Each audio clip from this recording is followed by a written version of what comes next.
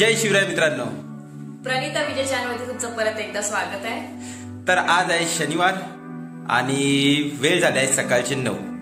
तर आज आम्ही ठरवलं होतं की काल महाशिवरात्री झाली आहे, तर आज कुठेतरी एखाद्या शंकराच्या मंदिरामध्ये जाऊन दर्शन घ्यायचे। तर आज आम्ही जात आहे भुलेश्वर टेम्पल।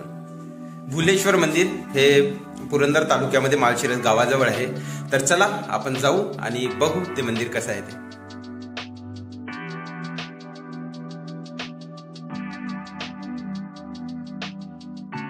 तर घरून निघून आम्हाला 1 तास झाला आहे। आता आम्ही थोडं टी ब्रेकसाठी थांबलो आहे, कारण म्हटलं कंटिन्यू एवढं गाडी चालवणं त्रासदायक राहतं। तर इथे जेवायचं नव्हतं, इथे फक्त चहाच घ्यायचा होता। बट म्हटलं थोडंसं नाश्ता म्हणून आलू पराठा घ्या। आलू पराठा घेतला, बट टेस्ट एवढी छान होती, मग आम्ही पुन्हा एक थाली ऑर्डर केली।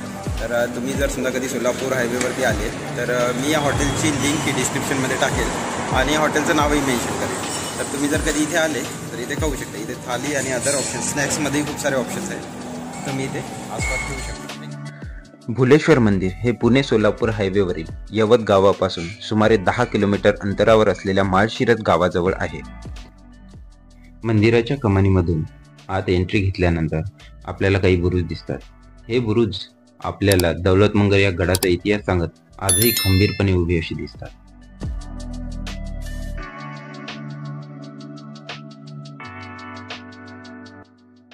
तुम्ही बघू शकता की येथे पार्किंगची पण व्यवस्था आहे। हे मंदिर 1240च्या सुमारास राजा कृष्णदेवराय यांनी बांधलेले असून सध्या हे मंदिर संरक्षित वास्तू म्हणून पुरातत्व विभागामध्ये सामील केलेले आहे। तर येथे येण्यासाठी आपण पायऱ्यांचाही उपयोग करू शकतो।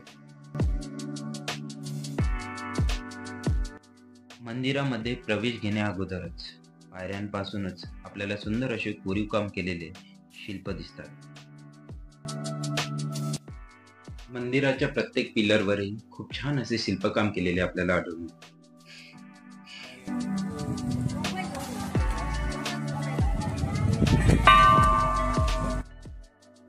मंदिराच्या मुख्य दरवाजासमोर आपल्याला एक शिल्प दिसेल, ज्यावरती खूप छान अशा मूर्त्या कोरलेल्या दिसतात आणि इथे एक मोठा घंटाही आहे आणि घंट्यासमोरच कासव पण आपल्याला दिसेल। या मंदिराच्या बांधकामासाठी ब्लॅक बॅसॉल्ट रॉकचा यूज केला गेलेला आहे।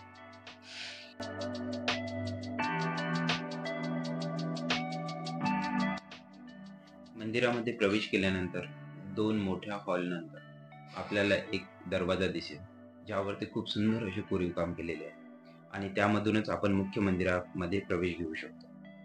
येथे आल्यानंतर आपल्याला जाणवेल की बाहेर कितीही गरमी असेल तरी आतमध्ये खूप जास्त असा थंडावा आहे।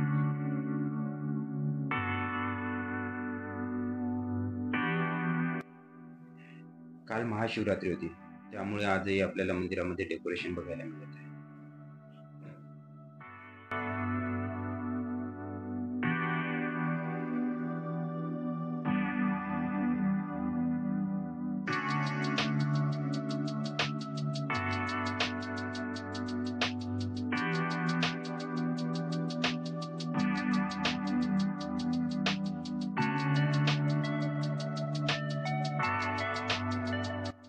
मंदिराच्या गाभाऱ्यासमोरच आपल्याला भव्य असा नंदी बघायला मिळतो।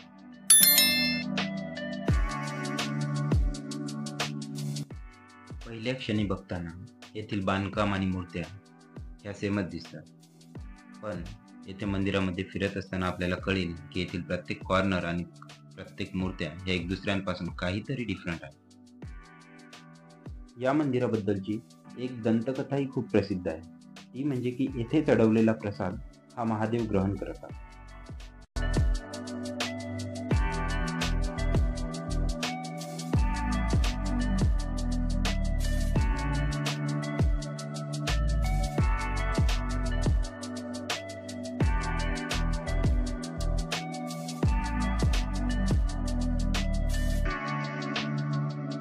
मुख्य मंदिर आणि बाहेरील परिसर यामध्ये थोडासा स्पेस आहे, ज्यामुळे की प्रकाशही आत येतो आणि हवा पण खेळती राहते।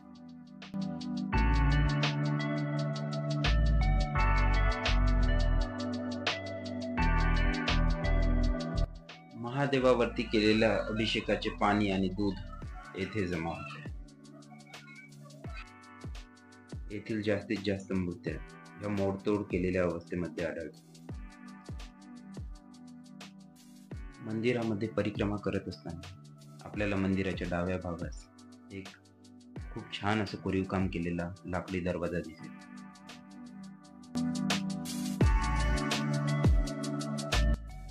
येथे आपल्याला मंदिराच्या पायथ्यापासून ते मंदिराच्या शिखरापर्यंत केलेले खूप सुंदर अशी शिल्पकाम आढळून येते. येथील एक गणेशाची मूर्ती ही स्त्रीची वेशभूषा केलेली बघायला मिळते. त्यांना गणेश्वरी किंवा लंबोदरी असेही म्हणतात.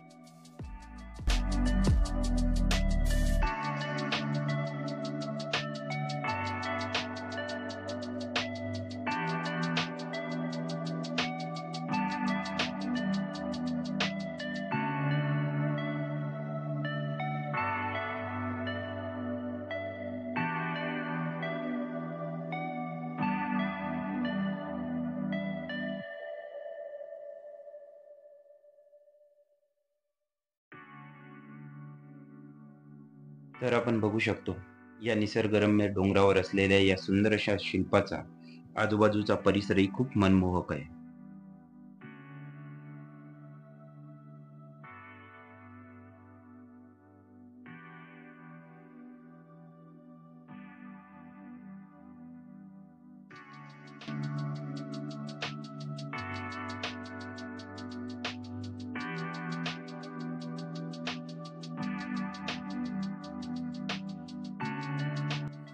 तर मित्रांनो, कसं वाटलं तुम्हाला भुलेश्वर मंदिर हे कमेंटमध्ये नक्की कळवा. मला तर मंदिर खूप छान असं आवडलं आहे.